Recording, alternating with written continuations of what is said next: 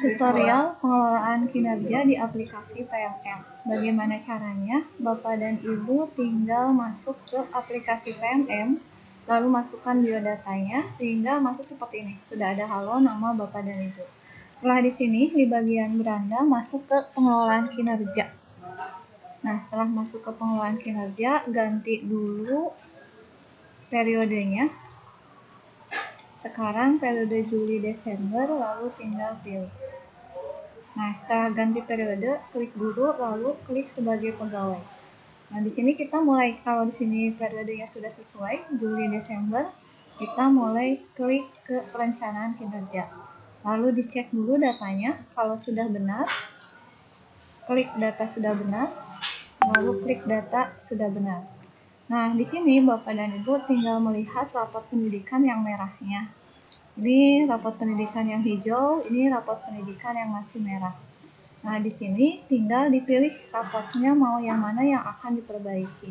Misalkan saya ambil yang ini, keteraturan suasana kelas, lalu klik ke pengembangan kompetensi. Nah, setelah itu di sini harus minimal 32 poin. Jadi harus mencari kegiatan yang nyampe ke 32 poin. Misalkan sebagai partisipan kegiatan seminar, di sini kira-kira mencanangkan misalkan kalau ini 6 kegiatan atau ini maksimalnya di 8 kegiatan. Ini kalau ini 8 kegiatan, ini otomatis sudah langsung 32 poin. Tapi kalau misalkan kita canangkan di sini 6 kegiatan, lalu ini kita tinggal klik tambah lagi. Lalu kita ingin mencari kegiatan yang lain, misalkan sebagai berperan sebagai partisipan atau sebagai kegiatan pelatihan atau sebagai pelatihan mandiri. Ini untuk yang aplikasi PMM. Kalau yang pelatihan mandiri, saya coba di sini sebagai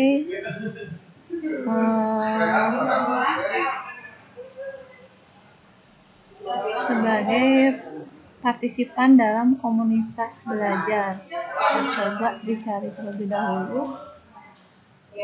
Nah, ini sebagai peserta praktik baik.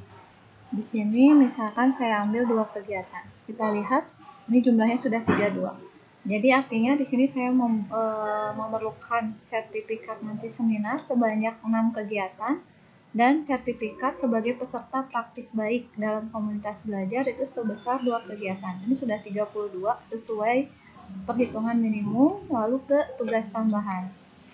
Ini opsional untuk tugas tambahan. Kalau mau dipilih silakan, ada wali kelas, ada di sini berbagai hal, ada wali kelas, satuan sebagai kepala perpus dan sebagainya. Tapi kalau tidak ada tugas tambahan, ini boleh dikosongkan saja. Lalu klik ke perilaku kerja.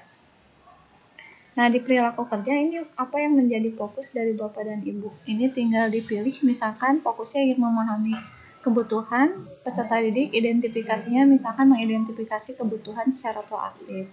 Akuntabelnya misalkan memilih tidak menyalahgunakan kewenangan, lalu indikatornya menghindari situasi yang menimbulkan konflik. Target kompetensinya misalkan ini tinggal dipilih, misalkan sebagai membantu peserta didik untuk saling belajar. Targetnya memberikan kesempatan untuk berpendapat. Lalu harmonisnya misalkan mengambil mampu membangun lingkungan pembelajaran yang kondusif. Di sini menghindari diskusi yang berpotensi menimbulkan salah. Lalu loyalitasnya misalkan menjaga nama baik satuan pendidikan. Indikatornya misalkan menyebarkan informasi positif tentang transformasi pembelajaran. Lalu adaptifnya misalkan dipilih terus berinovasi. Lalu perilakunya membuat inovasi yang mendukung tujuan pembelajaran. Kolaboratifnya misalkan saya pilih bekerja sama secara terbuka. Lalu indikatornya misalkan mengajukan diri secara sukarela untuk kegiatan pembelajaran. Nah, di sini ada 7 indikator untuk perilaku kerja dari berorientasi, lalu akuntabel, kompeten, harmonis, loyal, adaptif, sampai kolaboratif. Nah, kalau ini sudah, tinggal klik ke rangkuman. kita cek dulu.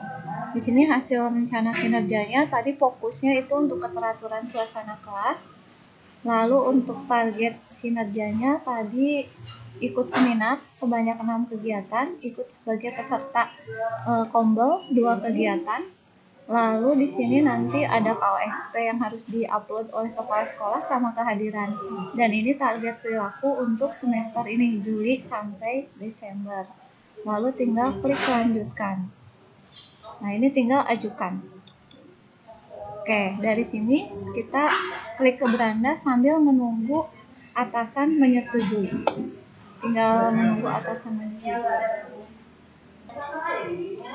Nah, sekarang kita cek apakah sudah disetujui. Kita lihat ke pengelolaan kinerja kembali. Nah, lalu di sini diklik notifikasi di guru sebagai pegawai. Nah, di sini sudah, ini ada cek dan sepakati. Kita klik cek dan sepakati.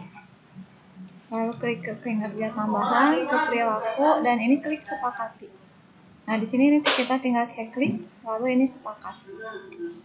Nah, kalau sudah seperti ini, kata-katanya menunggu periode, terus ini perencanaan sudah selesai dan disepakati, berarti tugas Bapak dan Ibu membuat perencanaan untuk di pengelolaan kinerja sudah selesai. Tinggal menunggu bulan Agustus untuk lanjut melaksanakan kinerjanya. Seperti itu tutorial pengelolaan kinerja di aplikasi PLN.